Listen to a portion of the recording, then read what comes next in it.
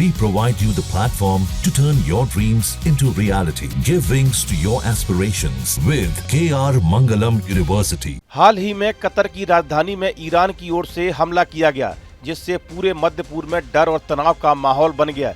इस हमले के बाद वहां रहने वाले लोगों में डर का माहौल है और सुरक्षा को लेकर चिंता बढ़ गई है। यह मामला भारत के लिए भी चिंता का कारण बन गया है, क्योंकि मध्य पूर्व के ज़्यादातर देशों में लाखों भारतीय रहते हैं और काम करते हैं। किसी भी तरह का युद्ध या हिंसा उन भारतीयों की सुरक्षा को खतरे में डाल सकता है।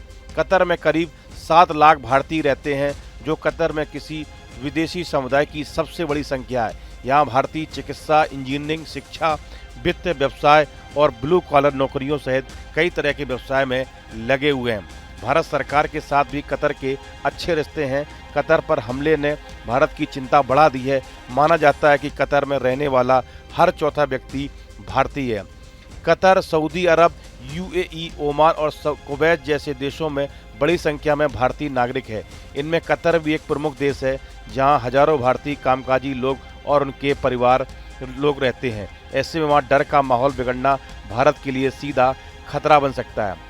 कतर समेत पूरे खाड़ी क्षेत्र में रह रहे भारतीय लोग भी डरे हैं और भारत से मदद की उम्मीद कर रहे हैं। सभी को उम्मीद है कि हालात जल्द शांत होंगे और कोई बड़ी लड़ाई नहीं होगी, ताकि लोग अपनी जिंदगी सामान्य तरीके से जी सकें। भारत सरकार और विदेश मंत्रालय इस स्थिति पर लगातार नजर बनाए हुए है। यदि हालात और बिगड़ते हैं तो भारत को अपने नागरिकों की सुरक्षा और वापसी के लिए कदम उठाने पड़ सकते हैं, जैसे पहले भी संकट के समय किया गया था। अमेरिकी सैन्य ठिकानों पर ईरानी हमलों के बीच कतर में भारतीय दूतावास ने अपने नागरिकों को घरों में रहने की सलाह दी। भारतीय दूतावास की ओर से कहा गया कि मौजूदा हालात को देखते हुए कतर में भारतीय समुदाय से सतर्क रहने और घर के अंदर रहने का आग्रह किया जाता है। कृपया शांत रहें और स्थानीय समाचारों, कतर के अधिकारियों द्वारा दिए गए निर्देशों और के मार्गदर्शन का पालन करें।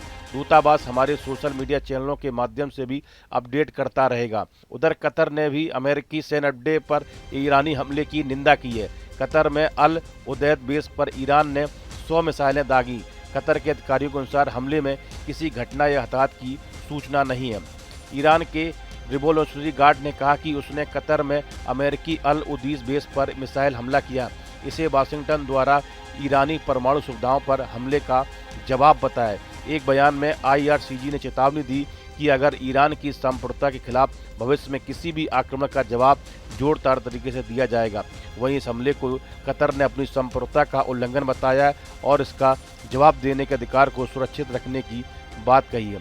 दूसरी ओर अगर तनाव बढ़ता है तो भारत और खाड़ी देशों के बीच हवाई सेवाओं पर भी असर पड़ सकता है। इससे वहां फंसे भारतीयों की वापसी मुश्किल हो सकती है और व्यापारिक गतिविधियां भी प्रभावित हो सकती हैं।